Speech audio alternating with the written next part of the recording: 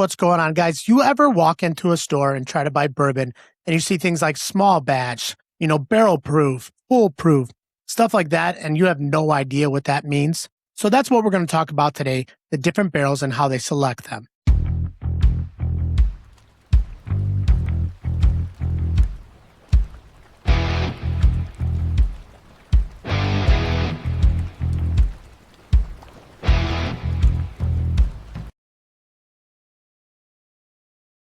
What's going on, guys? Welcome back to the Garage Mind. I'm Tony. I recently did a video on mash bills. You can check that out up here on the top. And I'm just doing this, to give back to the community, the bourbon community, because when I started off, I didn't know anything. And I kind of just thought, the higher price bottles were the best bottles. And, because there's millions on the shelf. You walk in and there's all different mash bills. It says different things on the bottle. Some bottles look nice. And that was another thing. I just thought like the cool looking bottles were the bottles to buy. So I would buy that. And I wasted a lot of money on not knowing anything and not building a profile. So I'm just here to explain a little bit and give what I found out and my knowledge to you guys so you don't waste your money, especially if you're just getting into this journey, because bourbon is expensive. You could definitely waste your money on the wrong things. But one thing I suggest with the mash bills, I did that video so you could you got weeded, you got the traditional, you got high rise. You start to build a palette for yourself, discover what you like so that, generally, you could guess like, hey, I like weeded bourbons. I'm going to grab a weeded bourbon and I should like this one.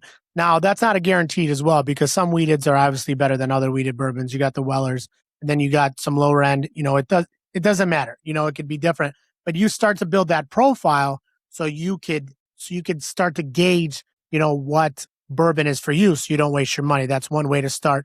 A second way to start is to discover how the barrels are selected. How a distillery manages and empties its barrels completely changes how unique or consistent the liquid inside will be. So we'll start with, call it standard, or you see small batch a lot. So small batch distilleries blend multiple barrels together. So this is a lot of barrels of the same juice put into one bottle. This allows them to create a highly consistent, reliable profile form bottle to bottle. So, it says small batch on it. That they're aiming to make it consistent. It's the same stuff, bunch of barrels poured into one bottle. So you tend to get the same thing.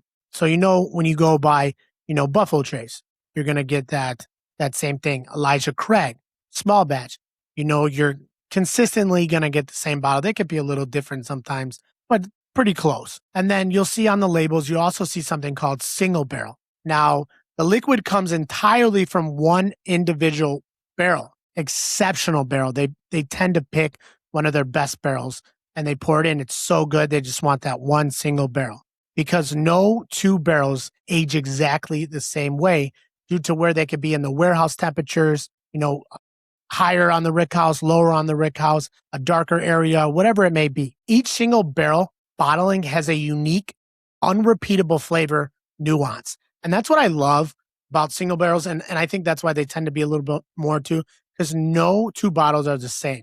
You're not going to get it. Just, the different, we won't go into that, but there's different reasons why.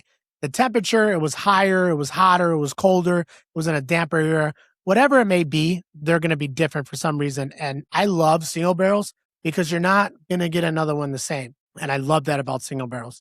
Then there's another one called double barreled or finished. You'll see that on the label as well, or double charred or whatever it may be. You'll look for those labels. So we're going to talk about those barrels now. So after the bourbon finishes aging, it's moved into a second barrel, completely different barrel, such as a toasted barrel, oak barrel, sherry cask barrel, or cognac cask. And you'll see on the label too, it will say, double charred sherry cask barrels or cognac barrels. So they just took different barrels, and that sometimes that helps and it changes the profile as well. So they put it back in those for a few extra months. During this process, this infuses the spirit with a complex secondary flavor. And that's what I love about those two. I love blended or, double barreled or whatever you want to call it. There's so many names for that one, because it adds, you have a good product, and then you add it to another barrel and it adds like its own unique twist on it. And some of them are phenomenal. The cognac barrels that have been coming out recently, I love. Bardstown has one with Goose Island. Very, very good. And then I believe 1942 has one too as well. 1942. Is it 1942? Hold on. Sorry. 1942 is the Don Julio. I mean, 1792 has a cognac one. It's phenomenal. Guys, I'm going to do more videos like this, especially for beginners in bourbon, because I wasted a lot of money and I didn't know all these things that I kind of just had to find them out on my own. So I'm trying to help you guys not waste money so you could figure this out before you end up wasting a lot of money like I did.